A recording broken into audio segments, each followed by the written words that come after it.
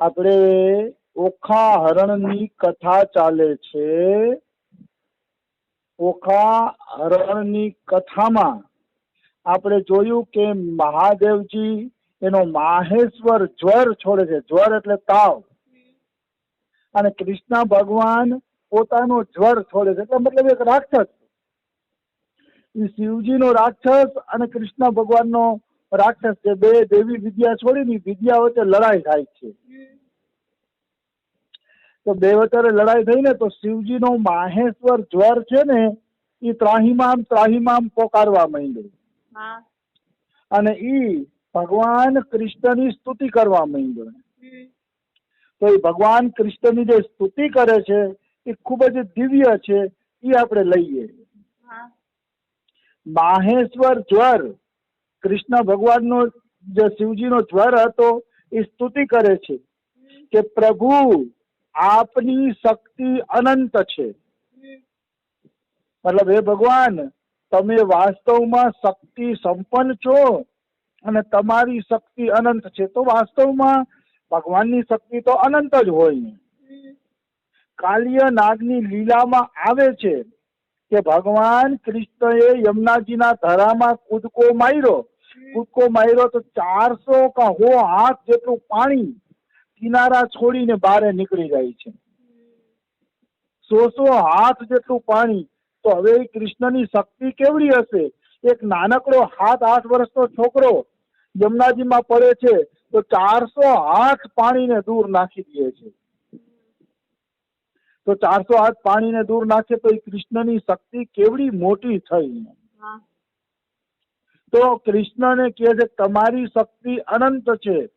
તમે બ્રહ્મા આદિ ઈશ્વરોના પણ પરમ મહેશ્વર છો. મતલબ બ્રહ્મા છે કે બીજા કોઈ જે ઈશ્વર છે એ ઈશ્વર કોટીના જીવાત્માઓ કરતા પણ હે ભગવાન તમે મોટા છો. તમે બધાના આત્મા છો અને સર્વ સ્વરૂપ છો. એક સ્તુતિની વાત દિવ્ય છે. ભગવાન પ્રત્યેક પ્રાણીના આત્મા છે, એમાં કોઈ એટલે કોઈ શંકા નથી. અને ભગવાન સર્વ સ્વરૂપ છે એટલે આપણા બધાના રૂપમાં ભગવાન જ રહેલા છે. ભગવાન સિવાય કઈ છે નહીં. તરીકે હે પ્રભુ તમે અદ્વિતીય છો અને કેવલ જ્ઞાન સ્વરૂપ છો. અદ્વિતીય એટલે તમારા જેવું બીજું કોઈ નથી. તમે એક જ બધા રૂપમાં લીલા કરી રહ્યા છો. બીજું કોઈ છે જ નહીં. આપણે બીજું દેખાય છે કે આ શત્રુ છે, આ મિત્ર છે, આ ઉદાસીન છે, આ મચ્છર છે, આ માખી છે, આ ગાય છે, આ ભેંસ છે, આપણે દેખાય છે. પણ વાસ્તવમાં તો કૃષ્ણ સિવાય કોઈ છે જ નહીં. એક જ કૃષ્ણ છે, અદ્વિતીય તત્વ. અને કેવલ જ્ઞાન સ્વરૂપ છે. એટલે શું? કેવલ જ્ઞાન સ્વરૂપ છે એનો અર્થ થાય છે ભગવાનને કેવલ જ્ઞાનના નેત્ર દ્વારા જ જાણી શકાય છે, જોઈ શકાય છે. બાકી ભગવાનને ચામડાની આંખથી જોઈ શકાતા નથી. ચામડાની આંખથી કોઈ ઈશ્વરને આજ સુધી જોઈ શક્યું નથી અને આગળ પણ કોઈ જોઈ શકશે નહીં.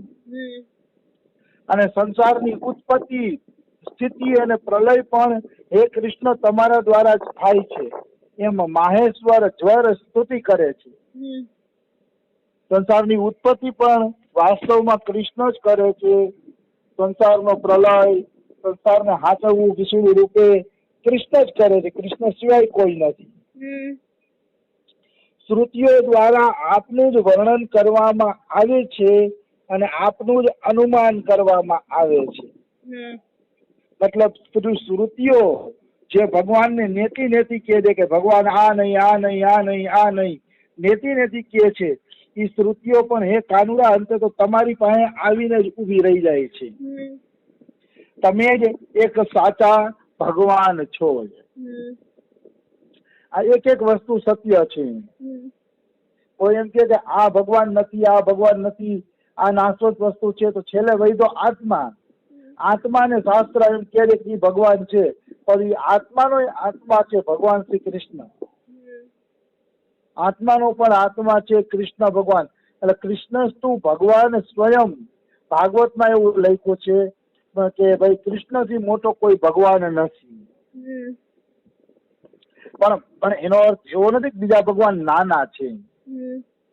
કૃષ્ણસ્તુ ભગવાન સ્વયં કહેવાનું કારણ એ છે કે બધા અવતારોમાં કૃષ્ણની અવતારની મીઠાશ કંઈક અલગ છે. મીઠાશના કારણે કૃષ્ણને સરસ મજાનો મોટો ભગવાન બનાવવામાં આવ્યો છે. માનો કોઈ પણ સ્પર્ધા હાલતી હોય તો સ્પર્ધામાંથી એક જ જણો જીતી જાય છે, બીજા જીતતા નથી. પણ જીતતા નથી એનો અર્થ એવો નથી કે એ માણસ નથી. માણસ તો ઈ પણ છે, પણ ભાઈ સ્પર્ધાઓ એટલે તો એક જ જણો જીતે. એમ અવતાર બધા ભગવાનના એક જ છે, ભગવાન તત્વથી એક જ છે. પણ જયારે લીલાની હરીફાઈ રહી તો લીલા કોની મીઠી, તો કૃષ્ણની લીલા સૌથી મીઠી સાબિત થાય છે. એટલે કૃષ્ણને કૃષ્ણસ્તુ ભગવાન સ્વયં કહેવામાં આવે છે. આવી વસ્તુ છે. અને કૃષ્ણ વાસ્તવમાં મીઠા પણ છે, એમાં કોઈ શંકા નથી. એને કોઈ બ્રહ્મ કહે છે, કોઈ ભગવાન કહે છે, જે નામ બોલાવે એ છે બધા કૃષ્ણના જ નામ. આવી વસ્તુ છે. પછીનો શ્લોક બહુ સરસ સ્તુતિ કરે છે કે કાળ દૈવ, દૈવ એટલે આપણું પ્રારબ્ધ જે આપણે દેખાતું નથી. પછી કર્મ, જીવ, સ્વભાવ, સૂક્ષ્મ શરીર, સૂત્રાત્મા, પ્રાણ, અહંકાર, 11 ઇન્દ્રિયો, 5 મહાભૂત, આ બધાનું લિંગ શરીર અને આપણું આ શરીર બનેલું છે. આ બધાનું આપણું આ મોટું બધું શરીર બનેલું છે. આ શરીરની અંદર પંચભૂત પણ આવેલા છે. આ ઇન્દ્રિયો, જીભ, આંખ, નાક, કાન, મોઢું, આવી બધી ઇન્દ્રિયો પણ આવેલી છે. આ શરીર હારે પ્રારબ્ધ જોડાયેલું છે. કોણ જાણે કેટલી વસ્તુથી આ શરીર બન્યું છે. પણ એ શરીર કેવું છે તો કે બીજ અંકુર ન્યાય અનુસાર. બીજ અંકુર ન્યાય એટલે બી ને વાવો એટલે અંકુર ફૂટે ને એમાંથી વૃક્ષ થાય. વૃક્ષમાંથી પાછું બી થાય અને બી માંથી પાછું વૃક્ષ થાય. એટલે વૃક્ષ અને બી એની પરંપરા હાઈલે જ રાખે છે, હાઈલે જ રાખે છે, હાઈલે જ રાખે છે. એવી રીતે આ જે લિંગ શરીર છે આપણું, એ લિંગ શરીરમાં જો વાસનાઓ રહી ગઈ તો પાછો જન્મ મળશે. પાછો જન્મ મળશે, નવી વાસના થશે તો પાછો જન્મ મળશે. એમ શરીર મળે જ રાખશે. આ પરંપરાનો ક્યારેય અંત આવતો નથી. તો કે આ પરંપરાનો અંત ક્યારે આવશે તો કે ભગવાનની શરણમાં જવાથી, ભગવાન જયારે તમારા બધા કર્મોને કાપી નાખશે ત્યારે આ પરંપરાનો અંત આવશે. ઈશ્વર ભજન વગર આ કર્મની પરંપરાનો અંત આવતો નથી. હમણાં હું રાધા બાબાના પત્રો વાંચતો હતો, તો રાધા બાબાના પત્ર વાંચતો હતો ને, એ પત્રમાં એક ભાઈએ આ જ પ્રશ્ન કર્યો હતો કે ભાઈ હું વૃંદાવનમાં રહું છું તોય મને શાંતિ મળતી નથી, અને એવું નથી લાગતું કે અહીંયા હું રહીને મારી જન્મ પરંપરા તોડી નાખીશ અને મારી જન્મ પરંપરા ખતમ થઈ જશે, એવું કઈ લાગતું નથી. રાધા બાબાને પૂછ્યું તો આનું કારણ શું હે? તો રાધા બાબા કહે છે એનું કારણ તમે કે ટપાલમાં જ લખેલું છે કે તમે હજી વૃંદાવનમાં રહેવા છતાંય પ્રિયતમના ચિંતનમાં ડૂબ્યા નથી, પણ ઈધર ઉધર તમારી દ્રષ્ટિ છે. ઈધર ઉધર એટલે વૃંદાવનમાં ઓલો આમ કરે છે ને ઓલો આમ કરે છે ને, ઓલા સંપ્રદાયનું આમ છે ને ઓલા સંપ્રદાયનું આમ છે ને, ઓલા આશ્રમમાં સાધુ સેવા થાય છે ને વા નથી થતી ને, આ બધું ઈધર ઉધર જોવું છે. વૃંદાવનમાં રહીને જે મનુષ્ય આજુબાજુ દ્રષ્ટિ કરે છે, ઈધર ઉધર દ્રષ્ટિ કરે છે, તો એની જન્મ પરંપરા સમાપ્ત થતી નથી. વૃંદાવનમાં રહેવું હોય તો કેવળ અને કેવળ આપણા ભજનની અંદર. એક વખત તો રાધા બાબાને એવો પ્રશ્ન પૂછાણો કે ફલાણો વ્યક્તિ કે નિંબાર્ક સંપ્રદાયમાં એને દીક્ષા લીધી, તો એ કે મારો જ ભાઈબંધ હતો, મારા ભેગો ગીતા, રામાયણ અને ભાગવતનો પાઠ કરતો હતો, અને એ કે એને નિંબાર્ક સંપ્રદાયમાં દીક્ષા લીધી તો એને રામાયણ, ગીતા, ભાગવતના પાઠ છોડી દીધા અને નિંબાર્ક સંપ્રદાયના ગ્રંથોના પાઠ ચાલુ કરી દીધા. તો કે આ શું છે કે રાધા બાબા? તો રાધા બાબાએ કીધું, અરે હજી તમે બીજા તરફ દ્રષ્ટિ રાખો છો. એ કે કોઈએ તમારી સાથે થોડાક દી ગાયડા, પછી એને તમારું સાધન અનુકૂળ ન આવ્યું અને એને કદાચ કે બીજા ગ્રંથોના પાઠ ચાલુ કરી દીધા, તો તમારે શું છે? તમે ક્યાં કોઈનો ઠેકો લીધો છે? તમે તમારું ભજન કરો, ગીતા ભાગવત રામાયણના પાઠ કરો અને પ્રભુનું સ્મરણ કરો. કોઈએ આ પાઠ છોડી દીધા હોય તો તમે એની ચિંતા ન કરો, કારણ કે ભગવાને તમને એનો ઠેકો નથી આપ્યો. ઠેકો આપ્યો હોય તો અલગ વાત છે. મને બધા જવાબ ગમ્યા રાધા બાબાને, કારણ કે વૃંદાવનમાં અનેક સંપ્રદાયો છે અને અનેક સંપ્રદાયના સાધકો પોત પોતાની રુચિ પ્રમાણે સાધન કરે છે. પછી એ સાધનમાં આપણે હખડ કરીએ, ઓલો આમ કરે છે ને ઓલો આમ કેમ નથી કરતો, તો એ ન ચાલે. કારણ કે અહીંયા ઘણા વિવિધ સંપ્રદાયો છે, એટલે સાધનો પણ વિવિધ પ્રકારના અહીંયા જોવા મળે છે. એક પ્રશ્ન રાધા બાબાને એવો પૂછવામાં આવ્યો કે વૃંદાવનનો એક મંદિરનો પૂજારી પૂજા તો કરે છે ભાવપૂર્વક કેમ, પણ કે મંત્ર બોલતો નથી, પૂજાના એકેય મંત્ર એને આવડતા નથી, તો શું એની પૂજા સફળ થશે? તો રાધા બાબાએ આનો જવાબ તો બહુ ટનાટન આપ્યો, બહુ જ. રાધા બાબા કહે કે ભગવાન કોની પૂજા સ્વીકાર કરશે અને કોની પૂજા નહીં સ્વીકાર કરે એ મંત્રને આધીન નથી, એ વ્યક્તિના ભાવને આધીન છે. અને કોણ કયા ભાવથી પૂજા કરે એ આપણે જાણી શકતા નથી.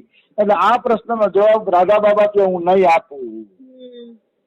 મતલબ કોઈ મંત્ર વગર પૂજા કરતું હોય, મંત્ર ન બોલતા આવડતું હોય એને પૂજા કરતું હોય તો એના દોષ નહીં જોવાના, કારણ કે જો એ સાચા ભાવપૂર્વક પૂજા કરતો હશે તેનું કલ્યાણ થઈ જશે, નિશ્ચિત કલ્યાણ થઈ જશે, એમાં કોઈ એટલે કોઈ શંકા નથી.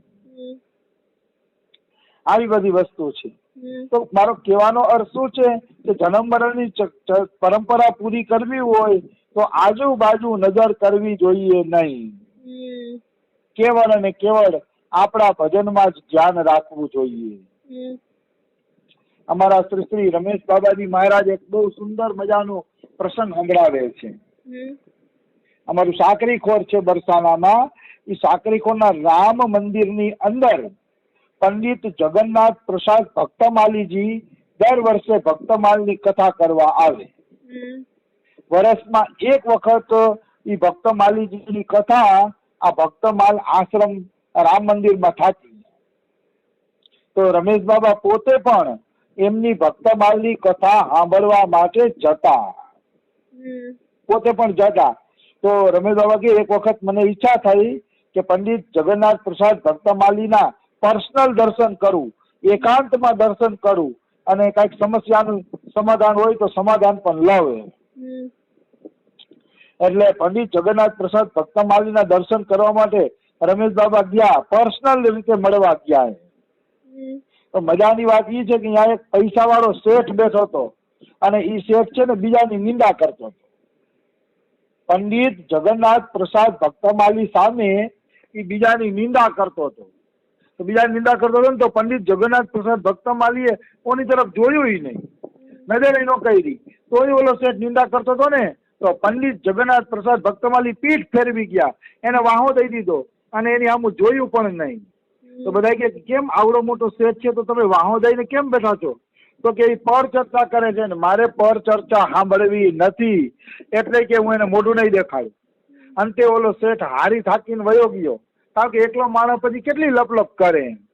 એટલે ઓલો શેઠ અંતે હારી થાકીને વયો જાય છે, પણ પંડિત જગન્નાથ પ્રસાદ ભક્તમાલી નિંદા સાંભળતા નથી. કહેવાનો ભાવ છે વૃંદાવનમાં રહેવું હોય તો આ રીતે રહેવું પડે. કોઈ ગમે એ બોલે, નિંદા કરે, ગમે આ કાને સાંભળ્યું ને આ કાને કાઢ્યું, તો તમે રજવાસ સરસ રીતે કરી શકશો અને તો જ ધામનું સ્વરૂપ બધાથી ઝડપથી તમારી સામે પ્રકાશિત થશે. નહીતર ધામનું સ્વરૂપ પ્રકાશિત થતું નથી. ધામને પ્રગટ કરવું હોય તો ધામ અપરાધથી બચવું પડે, સંત અપરાધથી બચવું પડે, ત્યારે ધામનું જે સ્વરૂપ છે એ પ્રગટ થાય છે. આવું હું 15 વર્ષથી આ બે મહાપુરુષોના મુખેથી સાંભળું છું. આવી વસ્તુ છે. તો હજી આ જ્વર સ્તુતિ કરશે, એ સ્તુતિના શ્લોકો આપણે કાલે લઈ લેશી. રાધે રાધે, જય સિયારામ. જય સિયારામ, જય